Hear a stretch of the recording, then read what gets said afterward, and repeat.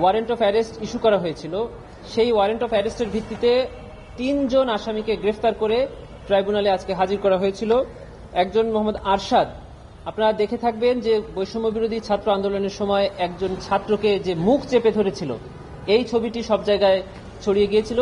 সেই police officer ছিলেন আরশাদ, তাকে আজকে গ্রেফতার করে ট্রাইব্যুনালে হাজির করা হয়েছে এবং গ্রেফতারের পর তাকে জেল হাজতে প্রেরণ করা হয়েছে। পরবর্তী তারিখ 23/2/2025, এটি চাংখারপুলের একটি ঘটনা।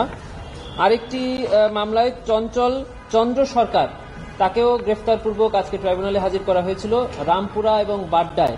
এই ঘটনাটি ঘটেছিল কার্নিশের সাথে ঝুলন্ত এক নিরীহ 18 বছর বয়স্ক ব্যক্তিকে বারবার গুলি করছিল, সেটাও আমরা দেখেছি।